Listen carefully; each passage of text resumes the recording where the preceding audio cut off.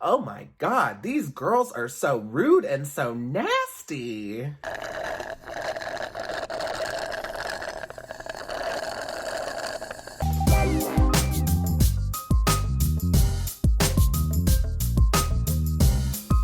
Hi everyone, my name's Dimitri and welcome back to DimitriTube. The Bachelor, week 7.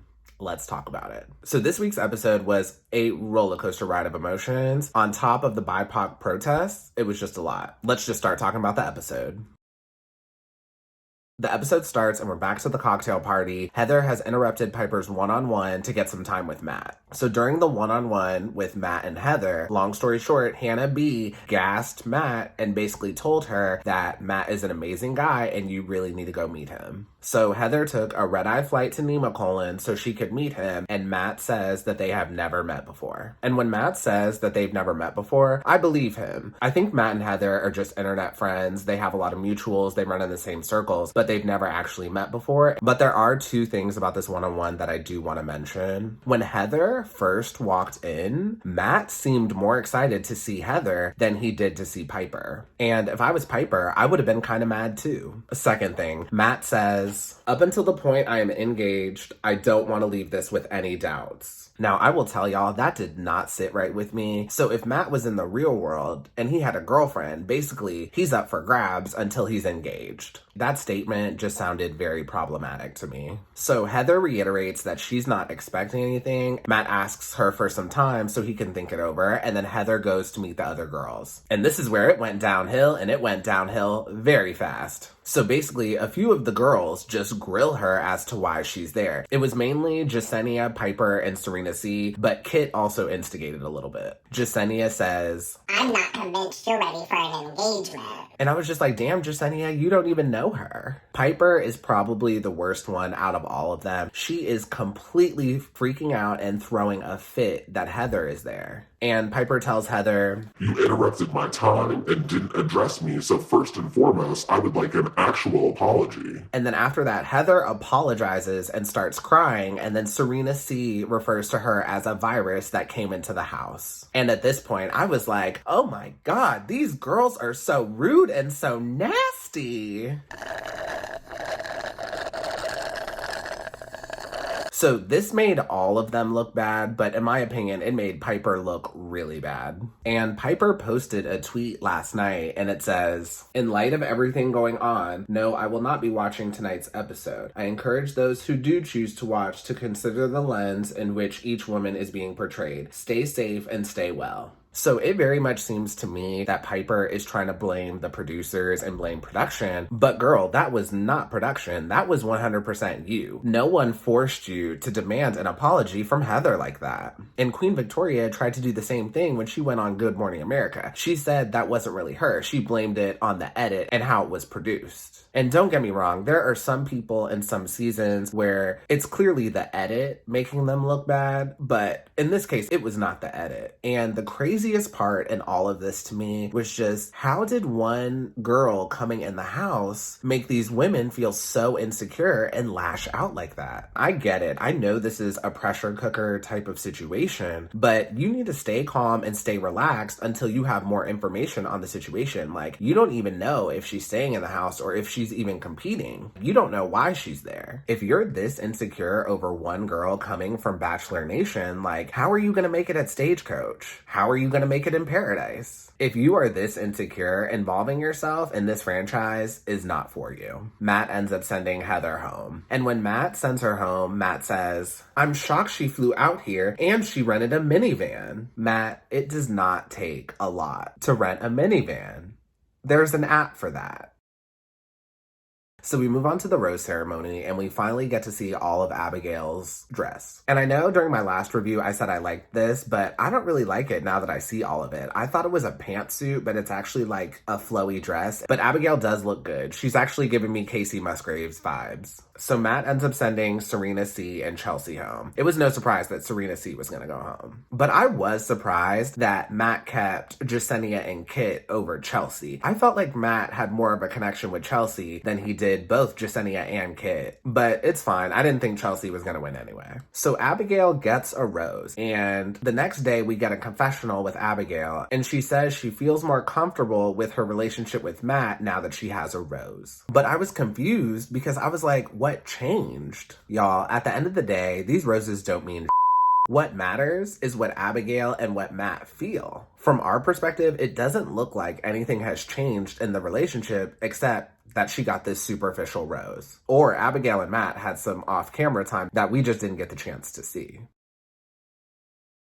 Next, we're moving on to a one-on-one date with Serena P, and her and Matt are doing some tantric yoga. So I don't like when they do dates like this. They're just a little too granola for me. This date was just so inappropriate. I had to shut off my TV and pull out my Bible. ABC, clean it up. This is supposed to be family friendly. But keep in mind, if you're watching this and you're new to The Bachelor, this is a common date that they've done on multiple seasons. During the date, a lot of the internet said Matt went for a kiss and Serena P dodged it, but that is not what happened. Serena P went in for a kiss and then backed up. Like, basically, she was just being playful with Matt. I've said this before, they are very playful with one another, and there's clearly chemistry there. It's that Scorpio-Sagittarius connection, y'all. To me, it was very much like Serena P wanted to flirt with him, but she also was being respectful to the instructor, and she didn't want to detract from the lesson. Oh my god, and I forgot to mention this. Matt gave Serena P another one-on-one before he's even had a one-on-one with Jessenia and Abigail. We're gonna talk about that more. I'm gonna come back to that point, I promise. So after the date, Serena P and Matt sit down and have some champagne, and Serena P tells Matt that she was uncomfortable during the date and she didn't like all the PDA in public. So when Serena P says this, Matt starts laughing. And I really did not like that because Serena P is really trying to open up about something and Matt's just laughing it off. And of course, Matt loved the date. What guy wouldn't love a date where he can explore a woman's body? And it was also an athletic type of date, so you know that's right up Matt's alley. And also, I was very surprised that Matt didn't sense at all that Serena P was uncomfortable when you're in a situation where you're that close with someone. Like, to me, that was crazy. Y'all's energies must be really off if you couldn't sense that. But in Matt's defense, though, I will say, so they are filming this date, and you don't want to look stupid on camera, and this is very much a date where it could be very easy to look stupid on camera if you like fall or trip or something. So Matt may have been more concerned with how he looks on camera than being in tune with Serena's feelings. Because keep in mind, y'all, during this date, he was doing a lot of lifting of Serena, and I'm sure he did not want to drop her on accident or anything like that. Okay, so moving on to the night portion of the date, Serena comes in with her curly hair, so she's giving us 2 hair looks in one episode, and we have no choice but to stan. So they don't really say much during their conversation, and then after they go ice skating, which was really cute. And as I suspected, Serena P gets the rose. And I've told y'all this before, I really like Serena P, and I think her and Matt would make a really good match. And Serena P challenges Matt, and Matt really enjoys it.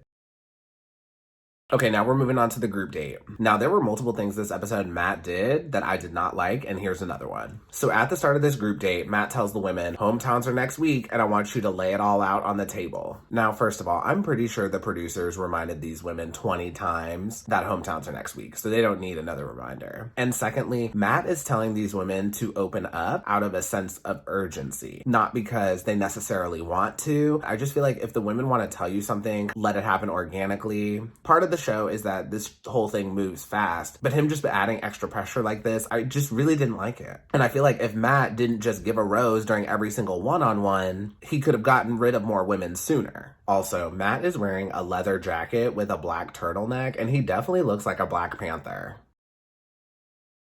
So Brie tells Matt that she quit her job to be on The Bachelor, and her job was not just a job, it was a dream job for her. Now, I looked this up. Apparently, her job is that she's a communications manager. And y'all, I said this on my very first review of the season. I do not think Brie is here for the right reasons. I really wish we would have gotten more of an explanation for this because it was very vague. So Brie is 24 years old and she has her dream job. It can take some people 30 or more years years to get their dream job. So it is very much possible that she worked really hard and has one hell of a resume. So to me, if you got your dream job at 24, it's not ridiculous to think that this opportunity could arise again, or an even better opportunity could arise again. Also, I cannot think of anyone I've ever met below the age of 30 who has their dream job. Let me know below in the comments. Does this happen a lot, that people get their dream jobs before the age of 30? Maybe it's just not something I've heard of firsthand. Anyways, moving on. So this is the 41st season in this franchise, and we're not going to act like people do not go on this show to become influencers, to eventually become the next Bachelor or Bachelorette, or to get on Paradise. So yes, Brie in fact did quit her job, but at the same time, this is also an audition to be on Paradise and to be a social media influencer. And we can't ignore that. But also, in Brie's defense, we are in the middle of a pandemic and it is not easy finding a job right now. But overall, this one-on-one with Brie and Matt just gave me not here for the right reasons vibes.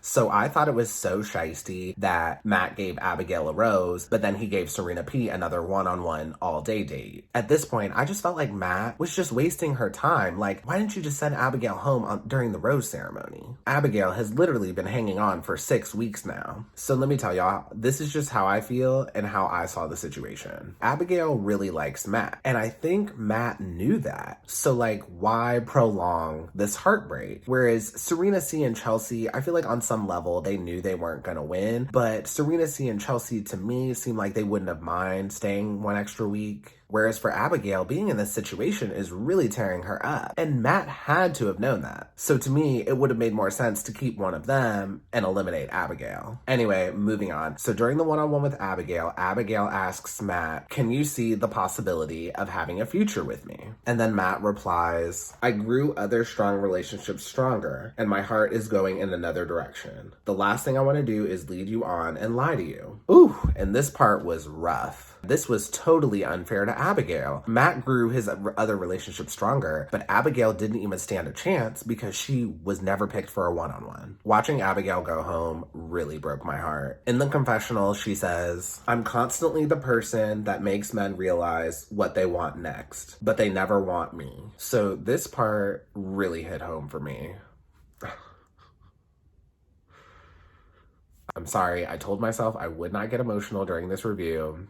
And here we are. I just felt so bad for Abigail, and this hit home for me because 3 of my exes, the person they dated immediately after me, they ended up getting engaged to. And it just made me feel like, what's wrong with me? Like, why am I always that person? And when I heard Abigail going through this, I'm just like, that really hit home. Next, we have a one-on-one with Rachael. I did not like her dress. I thought it was ugly. And as always, there's clearly a connection between the two. Now, a lot of the internet was concerned about Matt going to hometowns with Rachael because, of course, of everything you've heard on the internet. But I'm not concerned because this is all going to be on camera. And for most of these parents, it's their first time on film. And when you're on camera, you filter what you say. So more than likely, Rachel's parents are not going to go fully 100 and tell everything that's on their minds.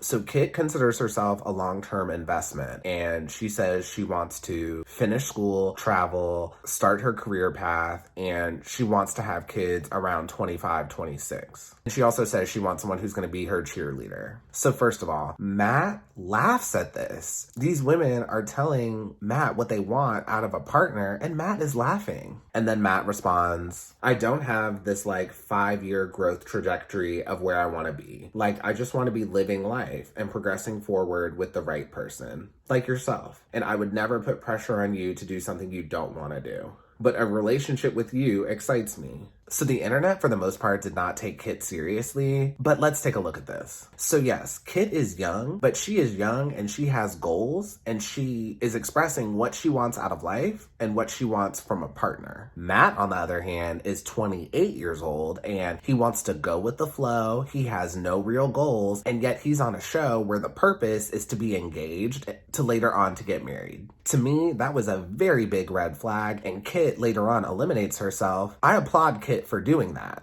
Y'all, I do not give a if Matt is 6'5"? This man literally just told Kit that he has no goals within the next 5 years. And the internet was very much villainizing Kit for being young and having goals. But to me, in this situation, Matt is the real villain. But anyways, fast forward, Kit ends up eliminating herself, and honestly, Matt did not look that heartbroken about it. And also, I was kind of surprised Kit didn't put on a more glamorous outfit if she knew she was about to eliminate herself. Like, girl, where was the razzle dazzle? So for their date, they go drifting with a professional drifting driver. And honestly, the only reason I know what this is because I saw Fast and the Furious Tokyo Drift with Bow Wow. This was actually a very cool date. I personally would love to do this. But I will say, this date and the tantric yoga, between those two, it made Matt look very juvenile just in the way he handles himself on the 2 dates. So moving on to the night portion of the date, I liked Jessenia's dress, but I didn't love it. And I was actually kind of surprised she didn't throw on something more glamorous, especially since she's a former pageant queen, but whatever. On this date, I was surprised because Jessenia and Matt do have a connection, and I feel like if they had more time, they may have been able to work something out. But anyway, he sends her home and says, "I'm missing the love I need to feel going into hometown week that I feel with other women." This was such a generic explanation, and I felt like he just said it so he doesn't appear to be the bad guy.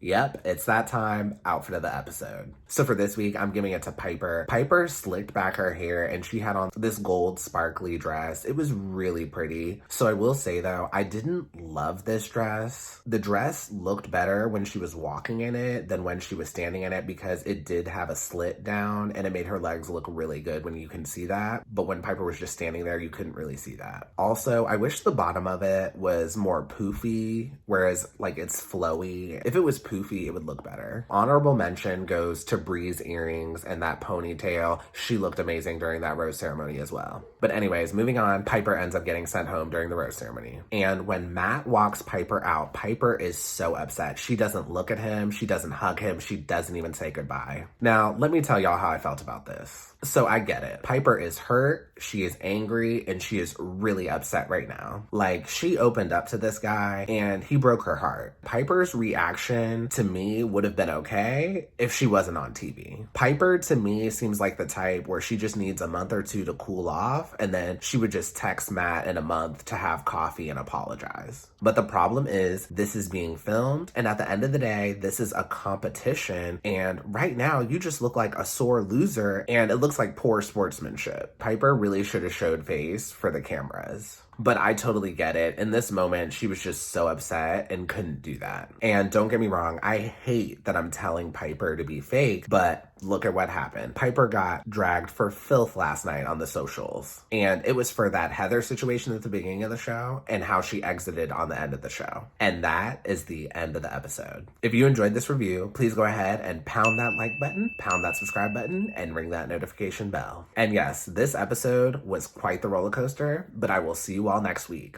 Have a good one. Bye.